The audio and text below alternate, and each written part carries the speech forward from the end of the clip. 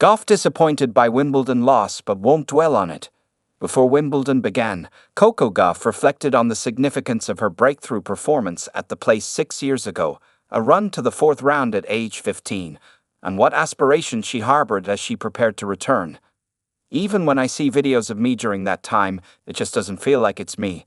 It felt like a dream. I'll always have special memories from that run, and I guess it definitely fueled the belief that I can be on tour and live out my dream, she told the Associated Press. It's something that always holds a special place in my heart. Obviously, I would love to win this tournament just for it to be like a full circle moment, she continued.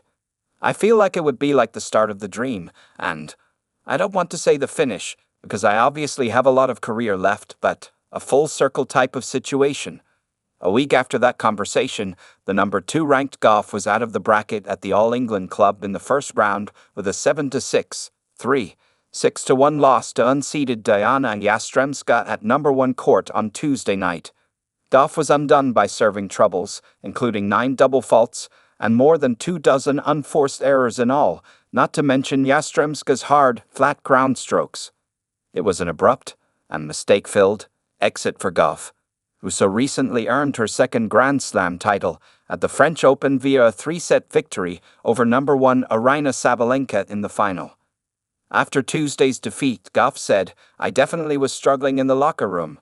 I don't like losing. The main thing I'm sure my team and everyone is going to tell me is, you did well at Roland Garros. Don't be so upset." Things like that.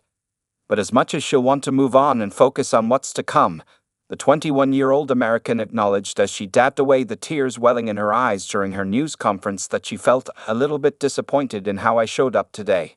It's instructive to remember, setting aside that captivating 2019 debut, which featured a victory over Venus Williams, that Wimbledon's grass courts actually have produced Gauff's least successful Grand Slam results.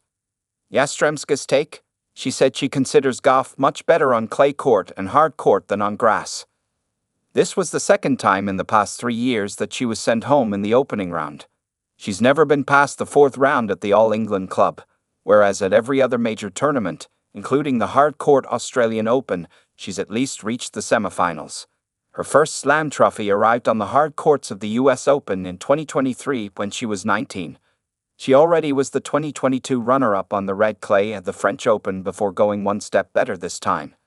Sabalenka's self-described unprofessional comments after last month's title match in Paris became a real topic of conversation and, perhaps, a distraction.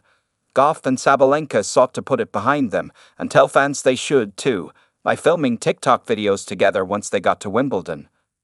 "I was a little bit overwhelmed with everything that came afterwards," Gauff said, "so I didn't feel like I had enough time to celebrate and also get back into it.